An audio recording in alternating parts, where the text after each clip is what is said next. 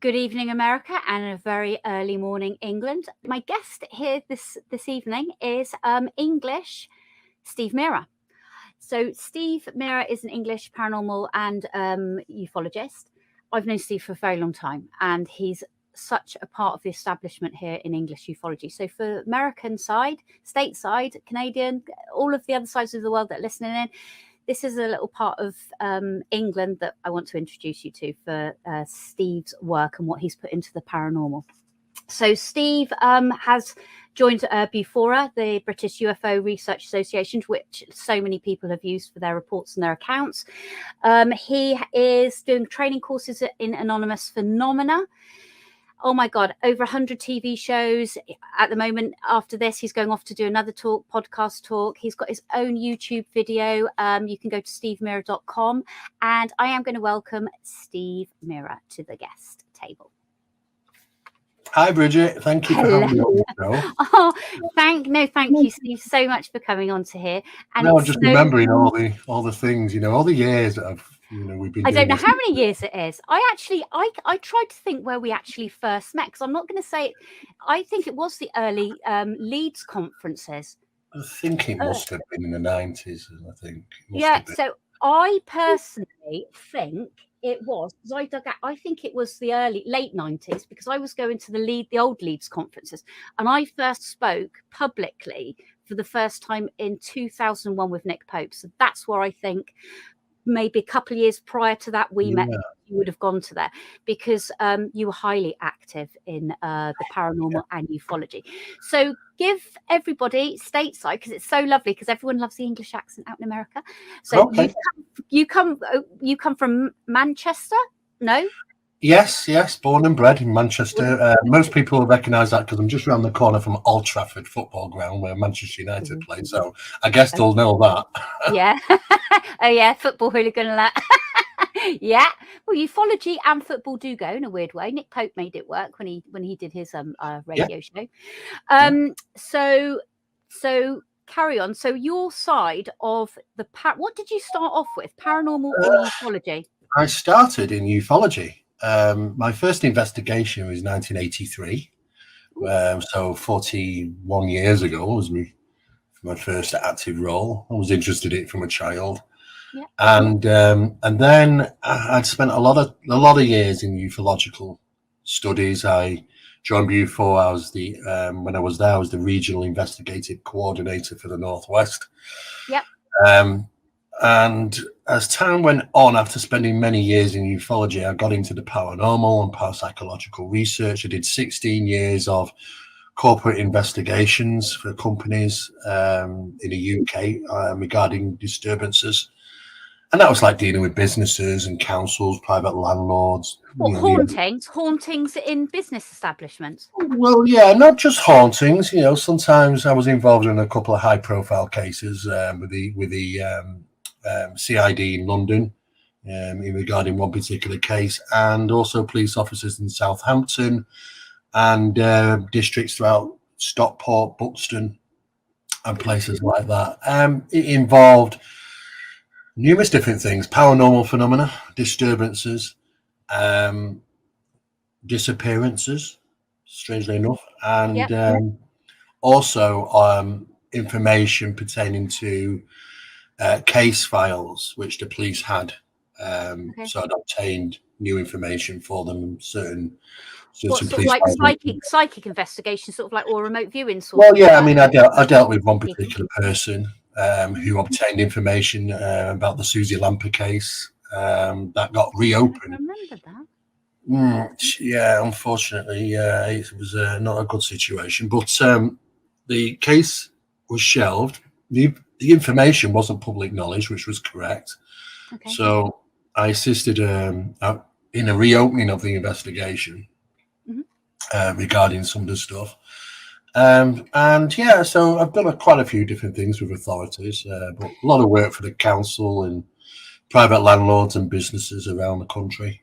So for everybody that doesn't know stateside, BUFORA was our equivalent to MUFON, basically. So we did all have regional places around England. Yes. So yeah, I'm sure everybody knows it. The people that don't know. So, and then Manchester aerial phenomena. Then you took part in being a part of the team there, and I looked. It established in 1974. That's I took over MAPA in the sort of early. I think it was in the early 90s.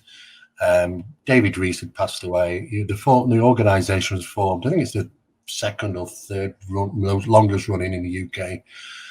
It's still running today. Manchester Aerial Phenomena Investigation Team, and it probably just looks into the UFO phenomena or UAP or aerial phenomena, if you want to refer it to that. Who was working there at the time? Who out of the sort of like English names was working as well, David Rees was well known in the subject back then. I mean, we're talking the 70s now, though. I mean, it's they had their own magazine out, which was known as Skywatch. And got a few of those. I wanted to continue the work regarding the magazine, so I formulated Phenomena magazine. Fantastic. Get one every month from you. 16, 17 years old now. And, really? And it's produced and put out into 12 countries and 4 different languages. So it's something and it ranges from everything, every part of the phenomena, doesn't it? It's not just UFO related. It is all types of paranormal, or cryptozoology, everything. Yeah, anything that's really strange or unusual, you probably find in there. It's it's a free magazine. We don't charge for it. It comes out every month. It's available at phenomenamagazine.co.uk. And the good thing is the archive's there, so you can have access to the archive. Brilliant. For over the years of all those different articles. So, and we've got quite a large amount of people that read that around the world. I think it's the largest, actually, the largest subject-related e-zine anyway. So many fold, don't they? Like UFO magazine or the old Sightings magazine in Exeter. UFO Reality. So the problem is the pricing, really. I mean, the printed costings. This is why we stopped doing print early on. Because we foresighted that the costings are going to be so difficult, then we're not going to get. What do you want at the end of the day? Do you want distribution or cost limitations? And we thought, no, let's get it out for free, and put it out electronically so that we can put it out into any country we want, and we can get more people to read it. And that's exactly what we've done. Yeah, you can go to your website, stevemera.com, and there'll be links to it via there.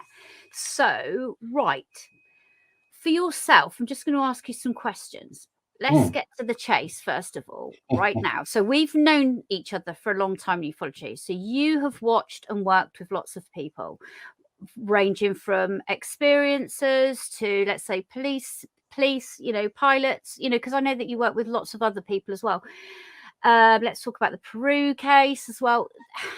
It's changing and it's getting quicker and quicker, as we all know. And it's very exciting. You're off in a minute to go and do another interview. I'm doing another interview later. It's just full on. Where do you think, if we could sort of picture ourselves, I want to say 2 years from now, all of us, where do we think we're going to be, as in the sort of government releasing various things? Well, I know. I mean, I'm part of a number of studies, high-profile studies. Okay. In the parapsychological circles, Project Doorway, which is our own research program, which we've been doing now for 10 years. When we started to release details of Project Doorway, I was contacted by a number of people. Some of those people wanted me to go on a call. And I didn't know who these people were, but they were referred to as the Advanced Working Party and things like that. Okay. And these are US-based, ex-military or government officials, and some are still active. And they wanted to ask me questions about the work that myself and my colleague Barry Fitzgerald had done on Project Doorway. And surprisingly, the first question was, have I ever worked for the Department of Defense or the CIA? And the answer was no. Have you ever worked for the MOD or MI5? And the answer was no. I was curious as to why are they asking me these very profound questions. They picked out certain items throughout the work that I was doing and said, where did you get this information from? One person actually asked, did Kit Green tell me this? And Kit Green I know of Kit Green. He's very high up in regarding US government, certain specialized secret programs that he works on. And I know, of course, I wasn't told anything about I've Kit never Green. heard of him, but so tell me, what does he do? Well, he's kind of, he's up at the top end, and he works on certain projects and programs for the US government. Some of them are certainly pertaining to unusualities, the UAP, other things. So I said, well, no, I hadn't talked to Kit Green. I know of him. So they were intrigued as to how did we know some of the information. Basically, we discovered it ourselves. They had a real search through your stuff then and picked things out then. Yeah, and it was interesting after that conversation, because then I got outreach by the SCU. It's a Scientific Coalition of UAP Studies. It's quite a dominant and recognised establishment in the US. There's been a number of people associated with that over the years: Jacques Vallée, Hal Puthoff, Eric Davis, maybe a few others. I know that Hal Puthoff was aware of our work, and they asked me to join, so I did. So since then, I've become a member of a number of think tanks around the world. I get to hear about certain things. Some things I'm not allowed to talk about because there's certain rulings about when certain information should be released. Other things I can. So I do get to learn about certain studies and programs that are going on. I'm usually aware of some of the things long before the press get hold of them and put them out to the public, especially regarding the Pentagon stuff, the UFO, or should say UAP congressional hearings, information from NASA, information from ARROW, which is a Pentagon program for UFO studies. I was aware of things, prior to sometimes the general public knowing about them. So yeah, it has its perks, but the studies regarding Project Doorway, it surrounds the aspect of, it tries to ask those questions, about what is this phenomenon? What's it represent? Where are they coming from? What did he want? How did he do what they do? And we've seen a narrative change, because I knew that was coming. We forecast this 8 years ago, the narrative change. Now that what they're doing is they're dropping the extraterrestrial hypothesis and the ET reference to interdimensionals, or non-human intelligence is the new name at the top end. That's what they are, though. Well, I think they have to change the narrative, because NASA have done a full study and confirmed the same thing. Actually, 1967, John Keel, most people know from him writing books, modern prophecies and stuff. Very good researcher. He said in 1967 there wasn't enough evidence to support that these things were extraterrestrial as we know it. And then Hynek said it in 1977, exactly the same thing. There wasn't enough information to support the extraterrestrial these things traveling the vast distances of space to come see us here on the planet Earth. That followed by Jacques Vallée a few years later. It said the same things. All these people ostracized at the time, of course, because it was against the narrative. And all the channelers have always said it. Yeah, channelers. Well, exactly, because been doing it for 60 you're absolutely right, because if you do the research, you find out the first non-human intelligences, the sightings of these or encounters, was around the seance table, long before in connection to the UFO phenomena, which was really interesting. And we have our own experiments that took place throughout the UK, which are known as the Skull experiments in '98. That's right. A very good friend of mine, Rory. Yes. That's going to be an interesting project. Rory Rooney, he's on in a couple of weeks' time.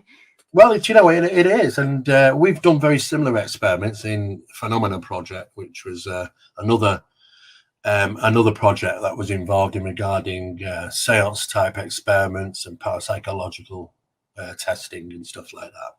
And we witnessed some crazy stuff. And the metaphysical aspects of this phenomena, both the ufological and paranormal. So the Project Doorway is about linking and trying to get answers, advance the studies, but linking what associations are there between the paranormal and the ufological. And the more we got into it, the more we were astonished. They're both the same. Pretty much the same. Yeah, they are. So really, you know, are we looking at the subject of UFOs in its right context? Should it not really be in the paranormal aspect? Yeah, We definitely. had this compartmentalization was a big problem. We had the paranormal guys and the UFO guys, and neither of them would kind of talk with each other. Yeah. You know, but sometimes the answers about some of the stuff in the ufological stuff lies in the paranormal camp. Absolutely, the high strangeness, the synchronicities, and Exactly. everything that goes with it. And like if you go to a haunting, you know, you can have something really profound happening, but you would still get that, let's say, on a follow-up to a UFO encounter. You know, there's an after effect to a UFO encounter where you'll get a lot of the high strangeness. Well, that follows you when you've had a paranormal encounter as well. Oh, absolutely. They've both been tied right from day one. I mean, if you go back to the Project Blue Book days, you know, the Blue Book officers, that used to be, it was all quite transparent really at the time. You know, it wasn't really to try and come up with answers. It was just generally keep the public, you know, appease the public demand. Yeah. And they were going out to talk to people. And when they talked about, well, I had this UFO encounter and then we had a week of poltergeist type stuff happen. We've never had that before. Yeah. Well, you know, they were saying, "Oh, Mrs. Brown, don't talk about the ghosty stuff. Just stick to the UFO." I remember that. Oh my gosh, you know what? Compartmentalization was happening right then. I even got told that once. When you've just said that, people say, you know, let's not worry about all of those sort of ghost encounters. You know, let's just talk about the UFO encounters. And I'm thinking, well, hang on a minute. Even though the two, you can definitely tell a difference between a ghost and definitely tell a difference between an entity, but they both come in the same way, they both leave in the same way, they both have that after effect, whirlwind after effect around you. And I was like, that's a bit strange, you know. And generally one starts each other off. Yeah, it really is. The metaphysical aspects of the phenomenon are identical. I mean, in a mug that was apported as an item in the Poltergeist Investigation, a mug. Now, I mean, it's just like any old mug, really, like this mug, really. I mean, you know, this was an apported mug. Then, you know, what we did is that luckily the people we were dealing with at the time, and they were having stuff happen every day. It was a high frequency, high severity case. So, like living at Skinwalker Ranch. Yeah, 5-6 times a day these things were happening. And so we asked if we could, do you have another mug like this? Luckily, she'd purchased 4 of these in a set at 3 months prior, Christmas time. So we said, well, can we take the apported mug with us and a sample mug? Can we have them? And she what said, do you well, mean? sure. Teleported, did you say? Apported. You know, it's suddenly in a poltergeist infestation. These are like things that just suddenly appear. Manifest. Okay. Yep. Yeah. You know, and it's been items probably moved from one location to another. Yeah. Oh yeah. So of course. Yeah. we had it analysed, and what was interesting, there was a diathermic reaction that took place in the apported mug. Now we analysed the proper mug, the normal mug first. The computer system came out and put all the details there. And then the apported mug, there was sections of it broken off, crumbled down, and put under them as atomic microscopy. Yeah. And that came up, and it couldn't match the two. In fact, it couldn't even recognise that the apported mug was this mug. So it's like being in a crop circle and not in a crop circle. If you do the sample of the you know, the crop and the soil to a part of the field that hasn't got that. Interesting, didn't you? Exactly. So now it is where it starts getting really interesting, because when we looked at the diathermic, now, you know, I mean, it's 3.9 grams. They both weigh the same. They look the same. They feel the same. You couldn't tell any difference apart, but they're not the same. And the thing is that when we checked into the diathermic alteration in the apported mug, I recognised it. I recognised the alteration. I thought I'd seen this before. And do you know where I found it? There was a UFO manifestation. I think it's a MUFON case. A UFO manifestation. Just when I say manifestation, it just appeared. Yeah. And then collapsed on itself, but it appeared close to the ground, and it affected the plants, and it's, you know, low to the ground. Where was that then? What's the case? I think it's a MUFON. It was a MUFON case from what I can remember, and it began with a place in the town was begin with S, and I think it's near Ohio or somewhere like that in the US. And they sent these guys out to conduct some analysis on the plants because they looked a little bit unusual, you know, stunted or whatever. Sirocco? So they took the samples from the plants and went and done some analysis and conducted analysis and put it into a report. That report was referred to as a plant biological traumatology test. Interestingly enough, the diathermic alteration in the plants matched pretty much the same thing in the mug. So thinking on, Yep. Does the UFO manifestation and the apport manifestation of a mug utilize the same physics? You see? Yes. Yeah. Obviously. Well, it did. It did. And that was very interesting to find those correlations. So that led us down a path of conducting further research. Yeah. And we started to sort of see that we're seeing the same thing either side of various paranormal phenomena and the ufological phenomena, to the point where we even have to question, okay, where's the evidence that these are extraterrestrial in the thought that we have? In other words, they're traveling the vast distances of space to come to planet Earth. So we started to look into surveys. That's what we're thinking in our brain that they do. Well, do you know what? We've been led down that path, Bridget. We know that they'll pop. Yeah, I know, right? Yeah. It's like Star Trek episodes, you know, it's they're all bipedal aliens and there's thousands of them coming from different planets. That narrative was very strong, and it still is pretty strong today. So we started to look at statistics from around the world. And though that not all countries would participate, and some countries don't collect data on UFO sightings, for the ones that could be reached out to, they obtained enough information to kind of loosely calculate how many UFOs are seen on a regular day, 24 hours a day on planet Earth. And when we started to look, it was remarkable. It was like, okay, the information came back probably about every 8 seconds. And I thought, what? So then we have to take into consideration, all right. Worldwide, 8 seconds worldwide or just England? That's worldwide. Okay. Worldwide. 8 seconds. Okay. Yeah. And then we have to take into consideration, all right, some of them might be misidentifications, some of them are hokey, you know. So we have to be conservative. But even so, we're dealing with a massive amount. So anything over 2%, anything over 2% must be worth looking at, right? Oh well, yeah, a massive amount. So where are they coming from? So we thought, well, that amount of UFOs has got to be a super highway of traffic going backwards and forwards to Earth. Now the problem is that doesn't seem to be the case, because NASA did an investigation, 18 months nearly now it's been, and they stated, after doing thorough investigation, though, that they know UFOs are witnessed, they're photographed, they're filmed.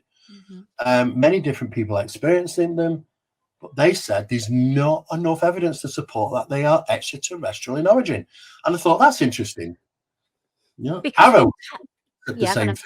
You know, the UFO organization, which is run by the Pentagon, they came out, and what was their conclusion?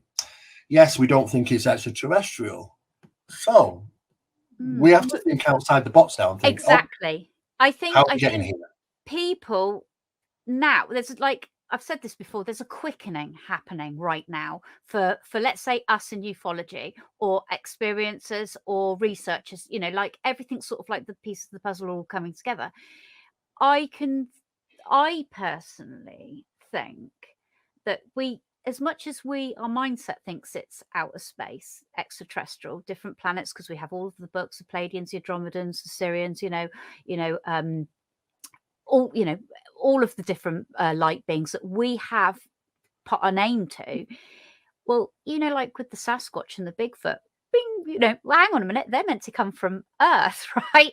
But they're seen around UFOs, and they ping backwards and forth from different situations, different locations, or gift people in different locations. So that's a pop phenomenon. But, they haven't been typeset as extraterrestrial. So, or any of the deities. This is why the narrative is changing, because now they're realizing, okay, well, we can't run with this anymore. It's got to change. Steve, let's actually go back, because we've been speaking about your work within the paranormal, but we have some of your books that you do that I downloaded to put onto here. So see if Grace can put them up. How many books have you done? You've done 5, is it? Probably 6, 7, I think. Good gosh.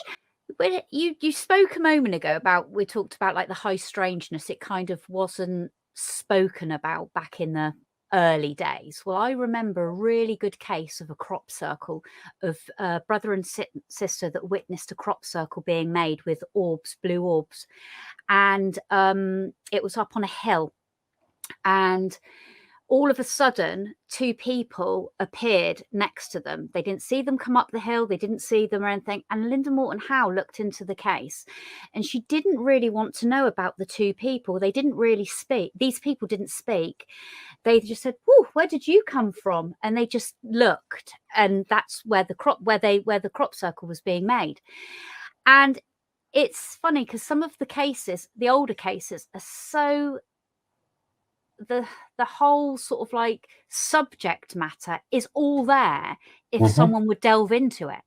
It's kind of, you can't, a lot of the cases really need to kind of, some of them need to be really looked into. Well, they really do need to be investigated. Yeah, we didn't know so much about the high strangeness back then, to be honest with you. And it's only now when we look. Yeah, I mean, Timothy Good was into the high strangeness back then. He never discounted it because he had his own encounters of high strangeness. But very few. I mean, Jenny Randalls did, because you must have worked quite closely with Jenny Randalls. Oh yeah, I mean, we did at some point. I mean, she'd come up with the term the Oz factor, which was, and again, that's an aspect of the high strangeness. I didn't know that. I didn't know that. Yeah. I think Peter Huff came up with the umbrella perception. That was a terminology, but Jenny Randall's definitely the Oz factor experience. And, though it's got other terms and other names in other countries, but we all know it to be part and parcel of the high strangeness phenomenon. I think if, let you say, for like the old side of the phenomena to the, let's say now, let's say in the last couple of years, I think if there is a history in a case, like let's go back to Rendlesham Forest, and people can re-look back into that, which they have done countless and countless times. Various researchers, Georgina Brule, Jenny Randalls, Nick Pope, there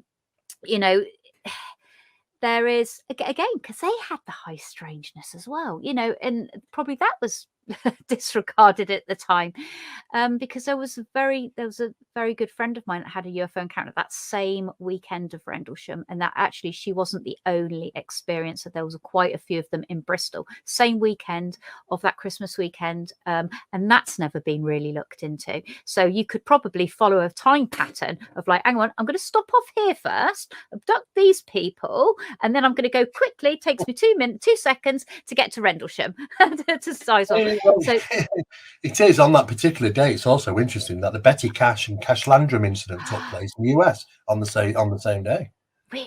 Really? Oh, that's giving me goosebumps, because Nick Pope always said to me, he said, "B, your case is so much like the Cash Landrum case," because I was, in a car underneath it. Oh, God, gives me goosebumps about it. Yeah, well, it's a whole family, wasn't it, in the car? Grandma, the son, and everybody. On the other side of the world, we had Rendlesham taking place. So it's, it is really interesting, about that times. What is interesting about Rendlesham, though, is that it goes back a long time. There's, lots of UFO stuff has taken place there. It just wasn't that's right. Even before the actual incident of Rendlesham. That's right. Paranormal. And it's interesting because these little towns around, which are like, I don't know, just an example, Elveston and places like that. And the names of gentry, the names of small fae type creatures, which were apparently seen around the location. And that's why they got the names. It was named after folklore. Oh, right. It is, yeah. So we had the paranormal, we had the quickie type things, we had the UFOs, even before Rendlesham, the incident. And it's wooded, nature spirits, okay, that's very interesting. It's a pretty strange area. And now I keep thinking about Cash Landrum case. Go on then. take me away from that for a minute. Odd. Yeah. Very strange. Yeah. So right now, what are you doing besides obviously continue writing and authoring and doing your own UFO YouTube station you've got? Well, we have my own YouTube channel, which is Steve Mera Official. Of course, my own website, stevemera.com, phenomenamagazine.co.uk for the magazine. Yeah. I'm doing a lot of TV work at the moment, lots of different things on the go. Unsolved Mysteries is out this summer, which I've just done. Actually, for a TV show, it's been going for 39 years. This particular episode they've done, they said it's the longest episode they've actually ever done. I thought, interesting. I must have gave them so much information, I tried to cram it in. you know, but that's out on Netflix this summer. I've got a number What's of that other called? things in the pipeline. What's that called? Unsolved Mysteries. Okay, all right. Yeah, Is that's that, hang on a minute, is that what you did with Robbie Graham? no, I did The Big Picture with Robbie Graham. Oh, okay, all right. So, Yeah. so did that go onto you? That went onto YouTube as well, didn't it? It did. It went over to Billy Carson's 4BK TV platform. Yeah, that's season 1. I've just started releasing season 2 on the YouTube channel. I'm still writing, got a couple of books to do, doing a lot of television work and radio work, and I'm doing a lot of experiments. We're still associated with the experiments, pushing forward new research. So just keeping myself busy, really, as much as are we you you now working with Billy and Elizabeth in their new conferences? I assist them as much as I possibly can. And of course, you know, he's been part of some of the events that we've been involved in over here in the UK. So I have a good relationship with Billy and others. We are planning on conducting some experiments that the public can take part in, a number of lectures that people can come and see, workshops as well. You do courses as well, don't you, as well? Yes, the UICC is the UFO Investigators Training Course. It's probably the most comprehensive in the world. And what's good about it adds the paranormal bits to it. And it's a course that doesn't end because people can get updates as we move on with new research. We send them out to them for free. The details about the UITC course can be found on Phenomena Magazine's website if anybody is interested to find out more about that. Yeah, Race was going to put up your links as well for you as well. And obviously, as this is a pre-record for tomorrow, it will be all up there on the links on. I will post it to your page, my page, and it will go on to the UNX radio as well. And then feel free to post. Now, I didn't find these. Race did a little search. Wow. Race, you know what? I've got a grey hair there. No, well, neither did I at the time. But that was an old. That was Graham. Not Graham. Gary Hesseltine's UFO magazine. I think it was 2014. B. Yeah, that was the UFO Truth magazine conference, 2014. Good God, where's that gone? Where's this year gone? Where is this year gone? Yeah, it's gone absolutely crazy, hasn't it? Yeah. Really and then there are your books as well. That because obviously, I think the UFO phenomena now is the sort of like has a huge following, like the old paranormal following. More and more people are going, hang on a minute. I suppose what has helped is things like the releases from the government, the military, the Tic Tac videos got more and more people interested. People that wouldn't genuinely be interested. So as a final, do you want to just plug yourself really quickly where people can go to you? And then it is a goodbye from me shortly. Well, there's so many places, Brigitte. I'm everywhere. I've done so many things over 41 years. I always say the best people is just type in Steve Mera, MERA, into Google. I'm up there. You know, and people can contact me through loads of different media platforms. I'm available. So for the American audience, let's, and you want to listen to some lovely English, read up on English, historical, paranormal sites, investigations, go to stevemera.com, and you can follow Steve also on his Facebook page, as if you need any more followers. I think you're top end. All right.